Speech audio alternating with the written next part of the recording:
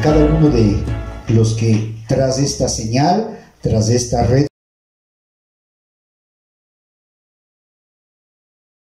social, pues nos están escuchando. Hemos partido de un famoso texto bíblico, ¿no es cierto? Conocido, yo diría, en el mundo cristiano por casi todas las personas. Juan 3:16. El famoso capítulo 3 del Evangelio de Juan, versículo 16. Y hemos mencionado y hemos partido diciendo ya durante estas 2 semanas el siguiente texto. Porque de tal manera amó Dios al mundo, que ha dado a su Hijo unigénito, para que todo aquel que en Él crea no se pierda, mas tenga la vida eterna. Y nos hemos enfocado en el sentido de que Dios muestra su amor, ¿cómo? Enviando a su Hijo. Pero en lo que hemos resaltado la semana anterior y continuaremos resaltando, es en la tercera parte de este versículo, en donde dice, para que todo aquel que en Él cree, para que todo aquel que en Él cree. ¿Qué implica entonces? ¿Qué conlleva? ¿Qué nomás incluye el creer en Él? Porque de ahí parte una verdadera fe, de ahí parte un conocimiento que incrementará mi fe, que incrementará mi creencia en Él. Porque muy posiblemente, y ahora en la actualidad, con tanta denominación, con tanta falsa doctrina, con tanta enseñanza chueca, muy posiblemente yo no tenga el conocimiento verdadero, claro, sencillo, de qué implica entonces el creer en Él. Así que hemos denominado a estos estudios, a estas prédicas dominicales, ¿qué tenemos que creer para creer en Él? Y no es un juego de palabras, es una realidad. ¿Qué tenemos que creer para creer en Él? La semana anterior entonces hablamos 2 fundamentales pilares, 2 bases principales de creer entonces en Él. Y primero dijimos que creer en Jesucristo parte primero de creer que Él es el Hijo de Dios. Y fundamentamos todos los versículos bíblicos que podíamos, no en su intensidad ni en su totalidad, sino en el tiempo que nos permite, de comprender, demostrar, entender por qué la Escritura recalca, manifiesta, enseña para que usted crea, primera cosa, que Jesucristo era quien dijo ser, es decir, el Hijo de Dios. La segunda cosa que vimos la semana pasada es entonces que como ya partimos de que Él es el Hijo de Dios, Dios a su Hijo, al unigénito, le dio un objetivo, le dio una tarea, y era que salvar al mundo. ¿Salvar al mundo de qué? Por supuesto, como le dio la espalda a Dios, el mundo, como Romanos aclara, dice hasta la saciedad, demostrando que el hombre quiso vivir sin ver a Dios. Entonces acarrea condenación porque quiere hacer lo que el hombre quiere hacer. Así que en ese desvío, así que en esa falta de vivir amparado en las cosas de Dios, se alejó. Y esa es la salvación, es decir, reconciliar al mundo, reconciliar al hombre con Dios. Ese es el objetivo. Y lo que entendimos y lo que creemos, la segunda cosa es que primero Jesús es el Hijo de Dios, y segundo es que como el hombre se apartó de Dios, Dios quiere restablecer esa comunión con Él, salvarlo de una condenación segura, y para eso, ¿qué cosa? Envió a su Hijo. Así que la segunda postura, la segunda base es creer que Dios envió a su Hijo para rescatar a un mundo, no para condenar, como ya lo habíamos leído, porque quien se condena es el que definitivamente rechaza ese plan de salvación. No es que Cristo vino a condenar, Cristo vino a salvarlo, a reconciliarlo. Así que la segunda creencia es eso, que Dios en ese propósito eterno mandó a su único Hijo para reconciliar a ese mundo perdido, alejado con Dios. Pero también hablamos dentro de esa misma segunda creencia, es que Jesucristo mismo aceptó eso. Es decir, pese a que la misma palabra enfoca que Él era Dios, que es la segunda persona de la Trinidad, no se conformó, no se quedó con ser como tal, no se quedó como Dios, sino que se encarnó, se hizo hombre y vino a habitar entre nosotros. Así que Jesús es el Hijo de Dios. Dios quiere reconciliar a ese mundo perdido, alejado, con Él mismo, y para eso diseñó un propósito, y Jesucristo aceptó ese propósito. Hoy vamos entonces a ver dos cosas más que tenemos que creer para poder creer en Él. Y esas dos situaciones más, esas dos cosas más que tenemos que obviamente entenderlas y comprenderlas para una mejor fe, para una mejor creencia, están ligadas a esto que ya estamos viendo. Que obviamente en ese propósito divino, Dios dijo: hijo mío, entonces yo quiero que tú vayas al mundo. Porque la única forma de establecer esa confianza de nuevo por la justicia de Dios era que Él mismo se encarne, que Él mismo tome forma de hombre, que Él mismo habite entre nosotros, pero a diferencia de nosotros, Él viva de una manera santa y perfecta. Y al vivir de esa manera, entonces restauraba esa comunión con Dios, porque obviamente la paga del pecado es muerte. Y Él, sin haber pecado, murió. Y de esa manera reconcilió a un mundo pecador, a un mundo apartado, con el Señor. Así que los dos temas que vamos a tratar en este domingo exactamente son esos. El primero es entonces que en ese plan, que era divino, perfecto, que Dios enviaba a su Hijo, implicaba que su Hijo se haga ¿qué? Se haga hombre, se haga carne. Eso hay que creer. Porque miren lo que estamos tratando. Ok, yo creo en Dios. Es más, yo creo en Jesucristo. Pero esta tercera parte conlleva a que más allá de creer en Dios y creer en Jesucristo, es ahora creer que ese Dios se encarnó, se hizo hombre. Y desde ahí, como hemos dicho, muchos ya le ven a un Dios lejano, creen un Dios un poco mítico, de misticismo. Pero cuando ya entendemos y comprendemos que Él obviamente dejó esa postura y se hizo hombre y se encarnó.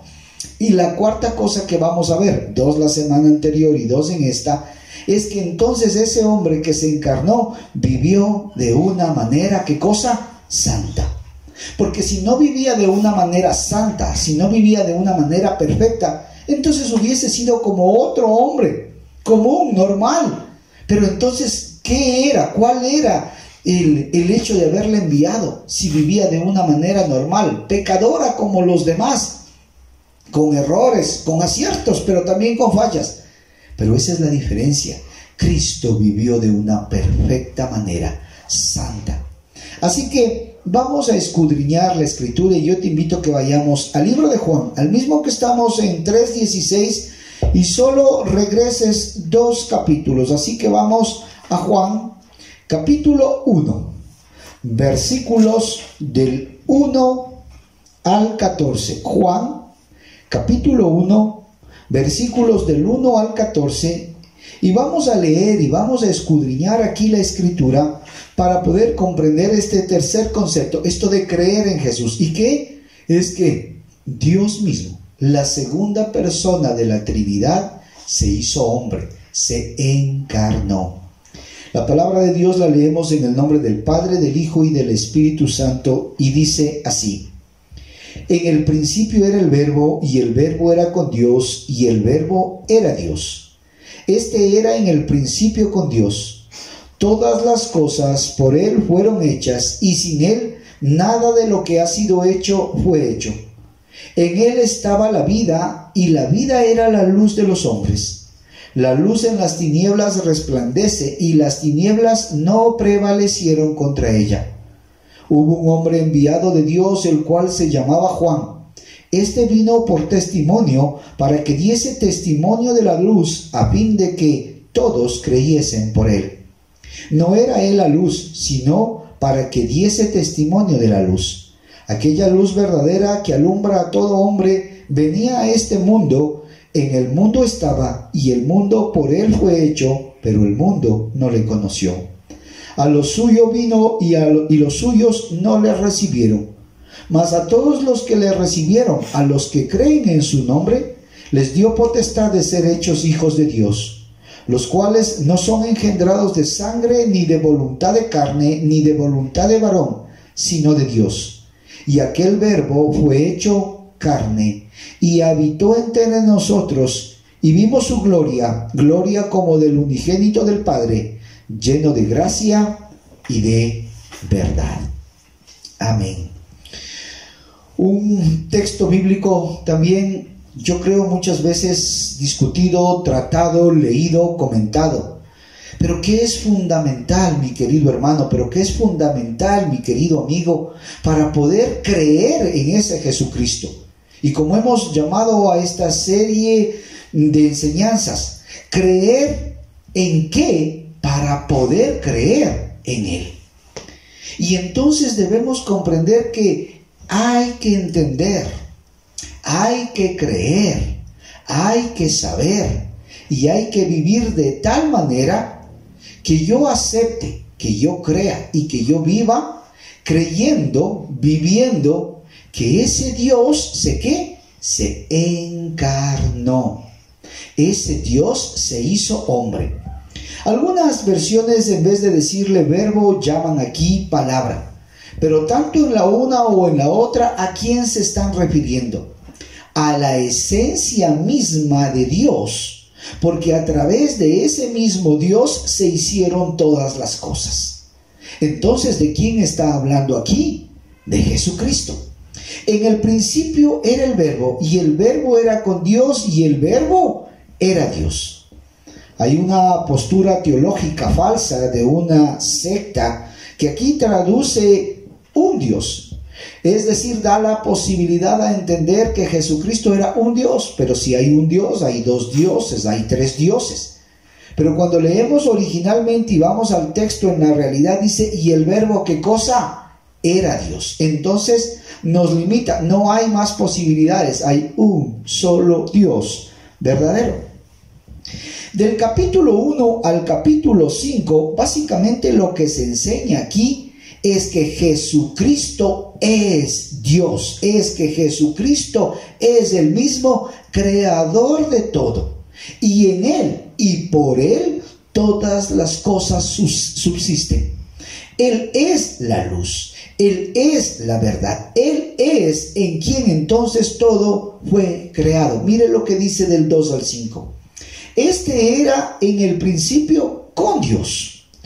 Todas las cosas por Él fueron hechas, y sin Él nada de lo que ha sido hecho fue hecho. Es decir, ese Dios mismo, hablando de Jesucristo, fue el que sustentó cada una de las cosas creadas que vemos y aún de las que no vemos. Todo en Él se sustenta. Toda la creación misma fue sustentada, fue hecha. ¿Por quién? Por Jesucristo.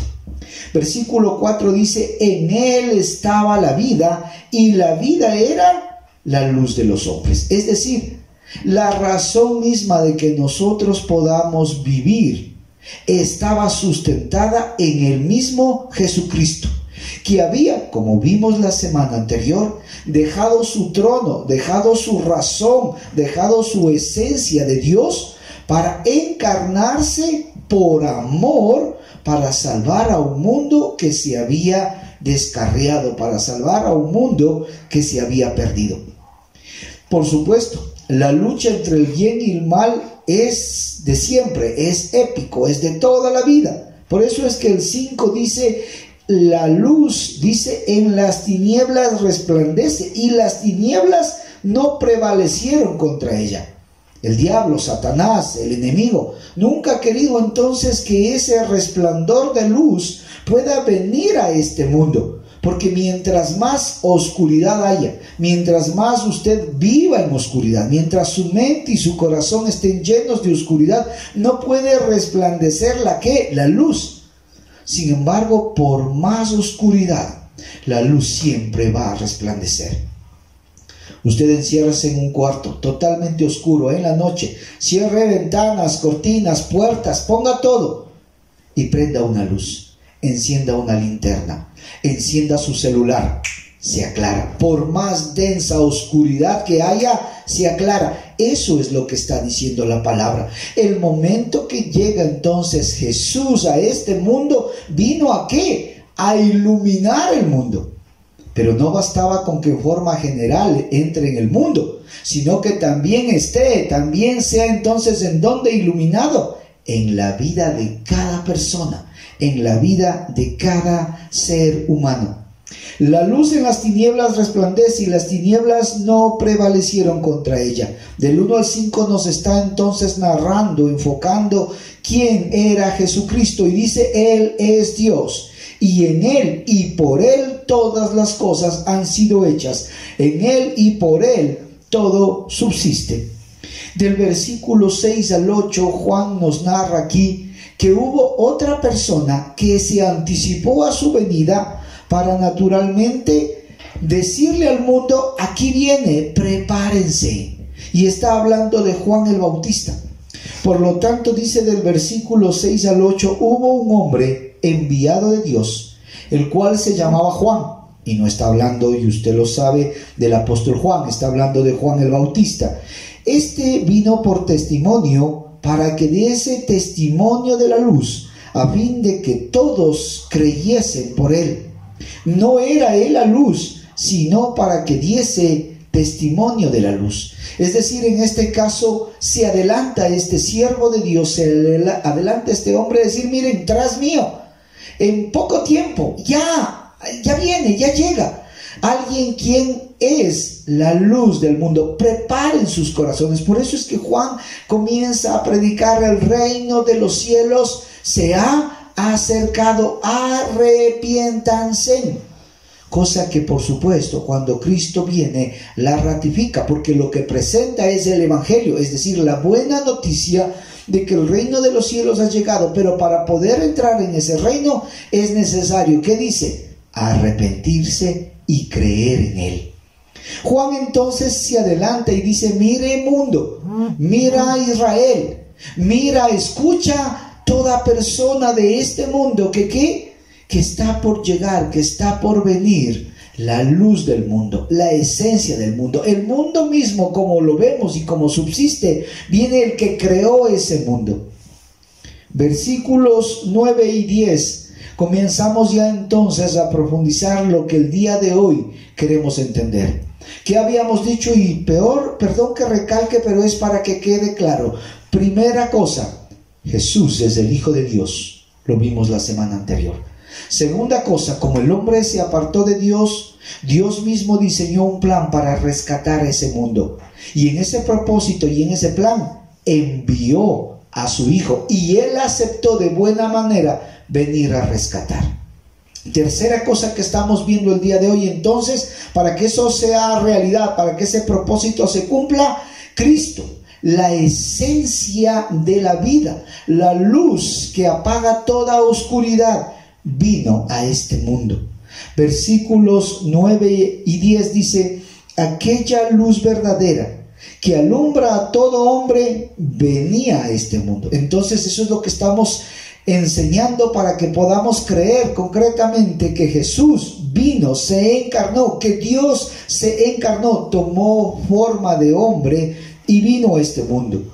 Versículo 10 dice: en el mundo estaba, y el mundo por él fue hecho, pero ¿qué cosa? Pero el mundo no le conoció. Lo que hoy estamos enfocando entonces es que ese Dios, segunda persona de la Trinidad, Hijo unigénito, dijo: ok, Padre, yo acepto el plan y yo voy. Se encarnó, se hizo hombre y vino a este mundo, a un mundo de oscuridad, a un mundo de tinieblas, para traer luz. Sin embargo, pese a que estuvo aquí, en el lugar en donde Él mismo lo había creado, dice la palabra: y el mundo por Él fue hecho, pero el mundo no le conoció. ¿Por qué no le conoció el mundo? Cuando usted medita un poco, piensa un poquito, ¿por qué el mundo no le conoció? El creador se presentó como tal, pero estábamos tan cerrados en nosotros mismos, Estábamos tan apartados de Dios que aún viéndole, ¿qué cosa? No le pudimos ver. En ese tiempo, aún estando con ellos, no le pudieron observar. La misma palabra repite en algunas ocasiones: no hay peor ciego que ¿quién? Que el que no quiere ver.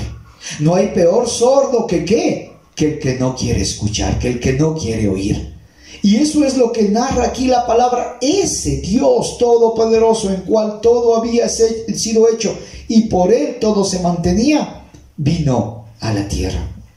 Dice el versículo 11: a los suyos vino y los suyos no le recibieron, refiriéndose al pueblo israelita. Mas a todos los que le recibieron, es decir, aquí hay la puerta abierta diciendo, no todos le negaron a recibirle, no todos se negaron a entender su pensamiento, no todos se negaron a reconocerle como tal. ¿Por qué? Porque más a todos los que le recibieron, o sea, si hay un grupo en la humanidad que dice, yo sí creo, mas a todos los que le recibieron, a los que creen en su nombre, les dio potestad de ser hechos hijos de Dios, los cuales no son engendrados de sangre ni de voluntad de carne, sino ni de voluntad de varón, sino de ¿qué? De Dios. Estos pasaron entonces a ser hijos de la humanidad. Estos que creen en Él, estos que creemos en Él, pasamos de ser hechos hijos de solamente voluntad humana a ser hechos hijos ahora ¿de quién? De voluntad divina, de voluntad de Dios. Pero para culminar esta primera parte es necesario leer el 14 y escudriñar el 14. Y dice, y aquel verbo fue hecho carne y habitó entre nosotros y vimos su gloria como del unigénito del Padre, lleno de gracia y de verdad. Enfocando entonces los versículos que quiero recalcar, 9, 10 y 14, leamos de nuevo. Dice, aquella luz verdadera que alumbra a todo hombre venía a este mundo.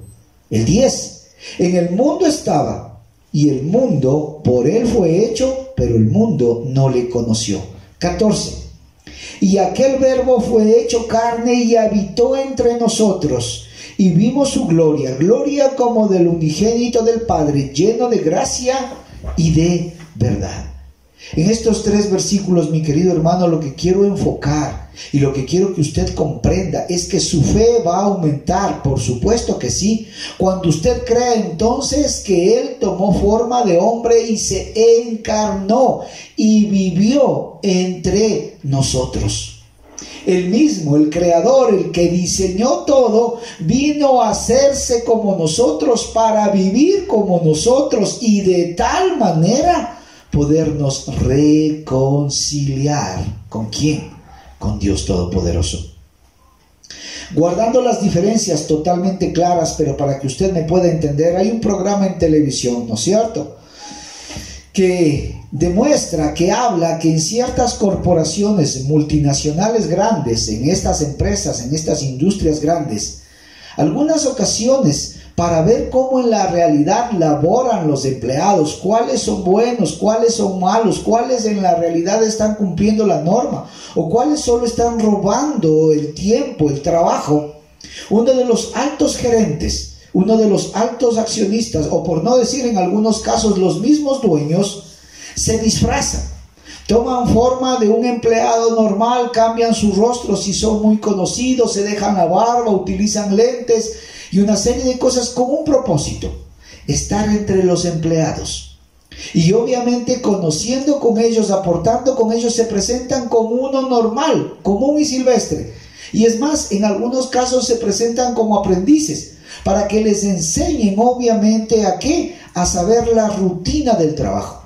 Pero cuando están entre ellos, conocen en la realidad las falencias, conocen lo que sucede, conocen lo que pasa, conocen cada detalle. Pero fundamentalmente no es que conocen el negocio, porque ellos crearon el negocio. Entonces no es que obviamente están conociendo el negocio, sino que están entrelazándose con las personas para saber ellas cómo se comportan. Lo interesante del programa es que se detecta quienes están haciendo un buen trabajo y quienes están haciendo un mal trabajo. Casi nunca enfocan a los malos por obvias razones, Pero a los buenos después les citan a la gerencia general. Y el hombre saca su rostro verdadero, se quita la máscara, se rasura, se presenta tal cual es. Y algunos aún ahí todavía no lo reconocen. Otros sí dicen, yo fui el que te enseñé, yo fui el que estuve contigo. Y dice, sí, mira, yo estuve trabajando contigo, pero por haber sido honesto, por haber hecho las cosas bien, por haberse cumplido los objetivos de la empresa, tú vas a ser, ¿qué cosa? Recompensado. Por eso, partiendo de guardando las diferencias, Dios, el creador de todo, se hizo hombre y vino a vivir entre nosotros, sometiéndose a las mismas pruebas, al mismo hambre, al mismo vejamen muchas veces de la autoridad prepotente, injusta, falsa, mentirosa. Se hizo también parte entre nosotros. Y cuando Él se hace carne y vive entre nosotros, Él fue tentado en todo. Por eso es que podemos acudir a Él, porque no estamos hablando a un Dios que no sabe cómo vivimos.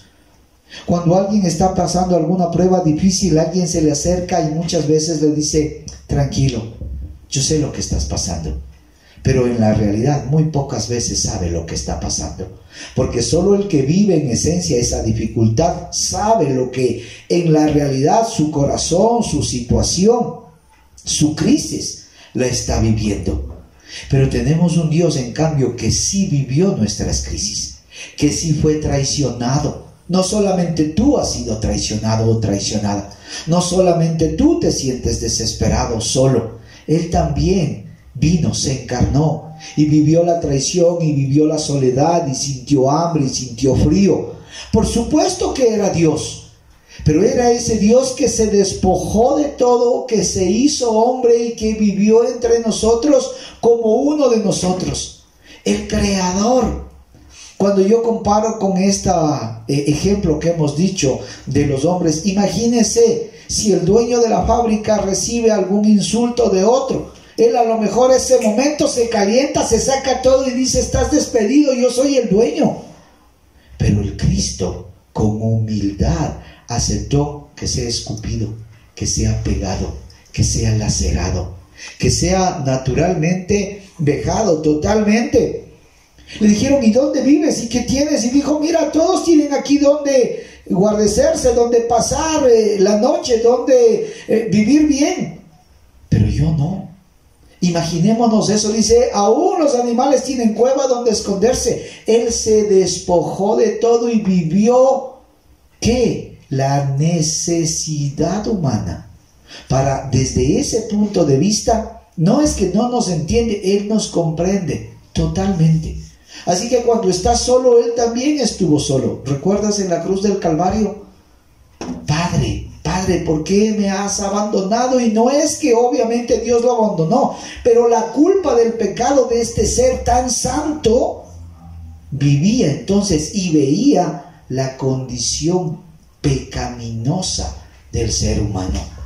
Así que cuando estés solo, cuando estés triste, sí puedes ir a Él, porque Él te comprende y te entiende totalmente cómo estás, cómo vives. ¿Qué es lo que en la realidad tu corazón siente? El habérsele encarnado, mire lo que dice el versículo 14. Y aquel verbo fue hecho carne y habitó entre nosotros. Y vimos su gloria, la gloria como del unigénito del Padre, lleno de gracia y de verdad. Así que tercer fundamento que debes creer para poder creer en Él es que el Hijo de Dios se hizo carne y vivió entre nosotros. Por lo tanto, conoce nuestra realidad, sabe que vivimos, sabe nuestra agonía, sabe nuestra angustia, porque Él tomó forma de ¿qué? De hombre. No es un Dios ahí en el Olimpo viviendo alejado, que no sabe cómo viven sus criaturas, sino que se encarnó. Ahora, llegando al cuarto punto que queremos enfatizar es, ¿y cuál entonces es la diferencia? La diferencia es que viviendo como nosotros, entre nosotros, con todas esas tentaciones alrededor, con todo ese pecado alrededor, Él jamás pecó y vivió de una manera santa y perfecta. Así que la cuarta cosa que debes creer es que aunque Él se hizo carne, Él jamás pecó. El hombre en su pensamiento, en su darle la espalda a Dios, en su torpeza, en su pecado, ha escrito muchas veces cosas que han manifestado que creen en Dios, que han manifestado que se encarnó Dios, pero que han dicho que en su humanidad, ¿el qué? Él pecó. Y aún así se han publicado libros y películas, ¿no es cierto? La última tentación de Cristo, una de ellas, que no le estoy diciendo ni que vea ni que lea, hermano querido, solo le estoy mostrando que en el pensamiento humano aún la forma de haber vivido de Cristo, santa y perfecta, ha sido manchada, ha sido tildada. Pero claro, esto lo vemos desde el principio. Los mismos que estaban en el tiempo de Jesús, los mismos fariseos, los mismos escribas, el mismo pueblo, llegó a decir: ah, caramba, este saca a los demonios. ¿Saben por qué? Porque es el príncipe de los demonios. Este manda y expulsa a demonios porque obviamente está con Belcebú, está con Satanás, es un representante de él. Desde ahí entonces le insultaron. Desde ahí que vertieron vituperios, insultos, diciendo: tú no puedes ser. ¿Qué cosa? ¿Quién dice ser? No puedes ser el Hijo de Dios. Y peor aún, puedes vivir una vida, ¿qué cosa? Santa. Recuerde que en otra de las acaloradas conversaciones le dijeron: ¿y qué tú nos hablas si tú eres hijo de fornicación? Asumiendo y sabiendo entonces que aún antes de que se casase con José y consumara en el matrimonio como tal, él ya había nacido, entonces sabían su pasado. Mira, ¿cuántas veces te han dicho de tu pasado? ¿Y tú qué te vienes a hacer, pues, el cristiano? ¿De dónde saliste? Tu pasado no es tan santo, tu pasado no es tan bueno. Si yo te contara, ese se ha convertido. Si yo hablara, si yo soy santo en comparación, si yo te dijera todo lo que este hizo. Y sacan cada uno de los detalles. Pero déjame decirte que al Cristo también quisieron mancharle. Pero déjame decirte que al Hijo de Dios, al que creó todo, al que sustentó la vida, también por darle la espalda, también por vivir en contra de lo que Dios determina, también le insultaron, también le mintieron, también le difamaron, también le dijeron que era hijo de Satanás. Sin embargo, la palabra de Dios nos demuestra que él vivió de una manera santa y perfecta. Así que acompáñame al libro de los Hebreos, capítulo 4, versículos 14 y 15. Hebreos, capítulo 4, versículos 14 y 15. Dice así la palabra de Dios, la cual le leemos en el nombre del Padre, del Hijo y del Espíritu Santo. Por tanto, teniendo un gran sumo sacerdote que traspasó los cielos, Jesús, el Hijo de Dios, retengamos nuestra profesión, porque no tenemos un sumo sacerdote que no pueda compadecerse de nuestras debilidades, sino uno que fue tentado en todo según nuestra semejanza, pero sin pecado. Tentado en todo, semejante a nosotros, pero sin pecado. Escudriñemos, profundicemos en estos dos versículos. Mire lo que dice. Aquí está escribiendo el libro de los Hebreos, que como usted sabe, no hay claramente definido el escritor. Unos asumen que fue el apóstol Pablo, pero otros teólogos sostienen que no, por la misma forma de escribir cuando comienza su introducción y cómo termina sus cartas.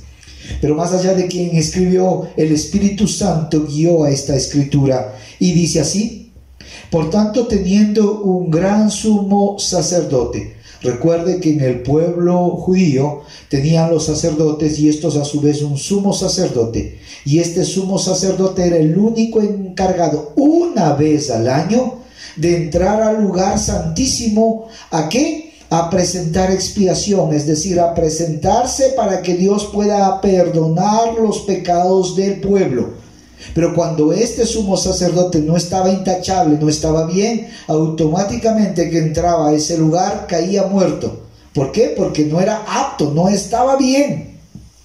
Sin embargo, ahora tenemos un sumo sacerdote que no solamente traspasó el lugar del templo para poder entrar a este lugar santísimo, sino que traspasó, ¿qué cosa? Los cielos, dice ahora. Ya no era en un ejemplo terrenal, en donde en el atrio, luego el lugar santo y luego el lugar santísimo, que era como estaba constituido el lugar de reunión de Dios de los israelitas, sino que este no llegó a ese lugar terrenal, sino que traspasó, que dice, los mismos cielos, que dice este Jesús, y vuelve a decir, el Hijo de Dios, lo que estamos ratificando, ¿quién era? Retengamos nuestra profesión. O hay otra versión que es mucho más claro, porque esto nos puede decir, y retengamos nuestra profesión, ¿a qué se refiere? Y esta traducción dice más claramente, sigamos firmes en la fe que profesamos.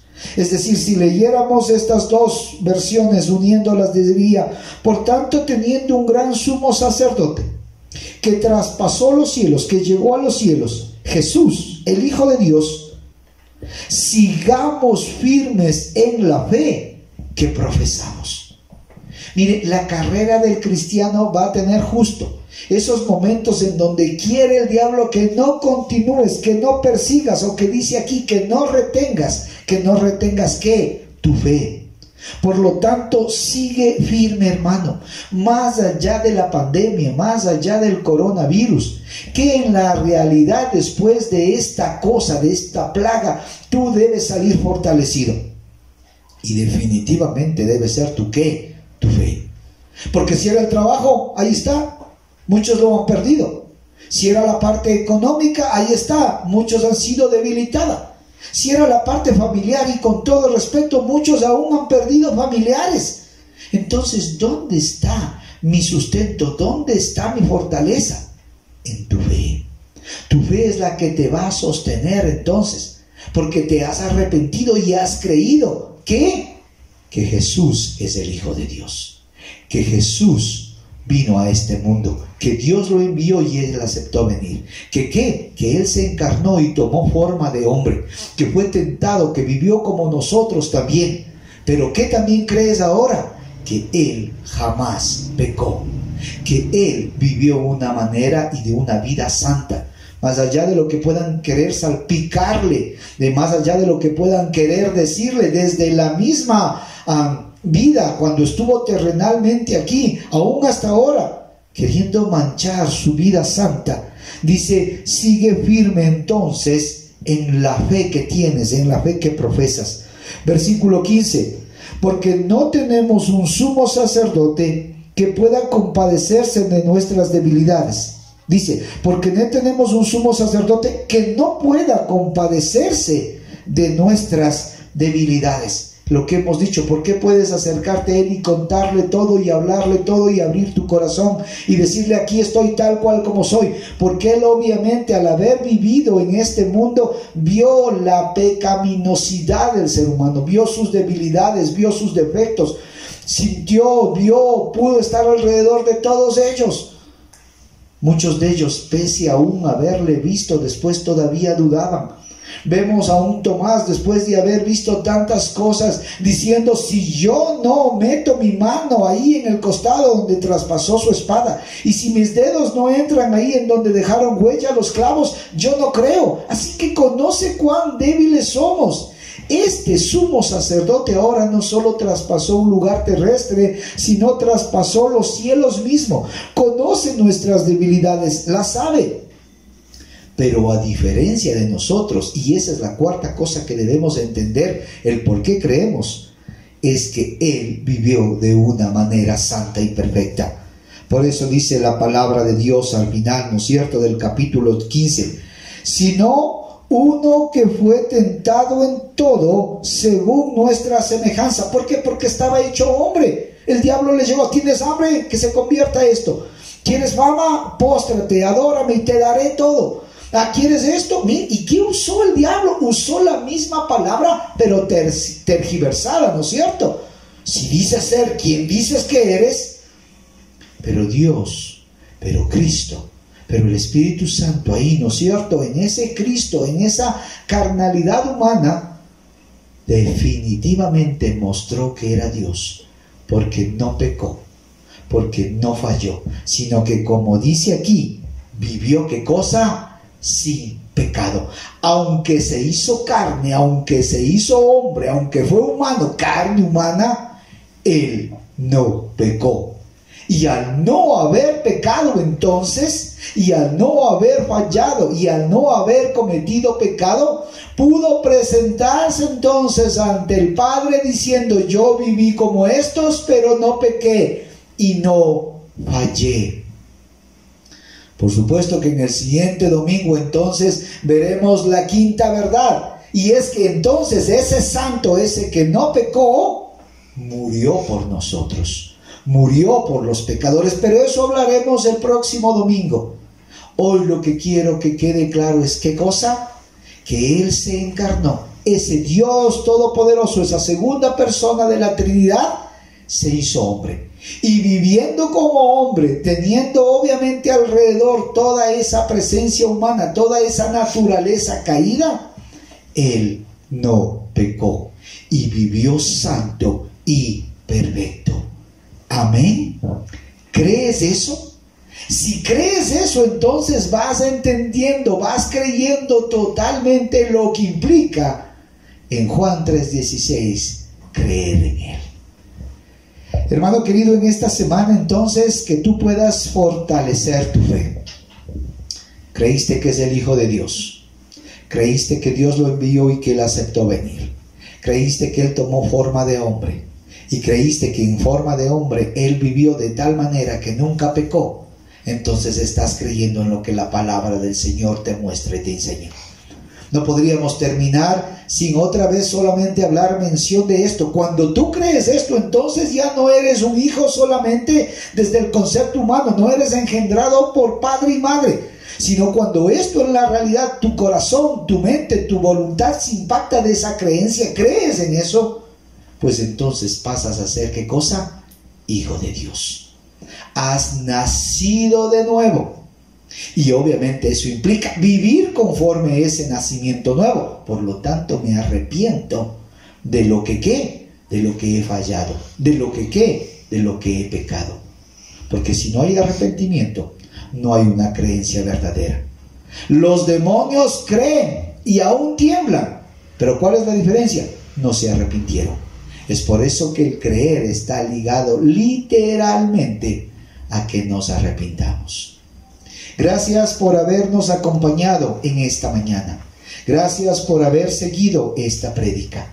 Por favor, comparte con otros. Si ya fue Face Live y no puedes obviamente haber estado en vivo, manda el enlace al grupo de la iglesia. Hoy mismo, después de esto, compartiré también el enlace en YouTube para que si tú no pudiste obviamente decir directamente, mira, conéctate, puedes decir, puedes volver a ver, a escuchar y ver la palabra que el Señor tiene para ti en esta mañana.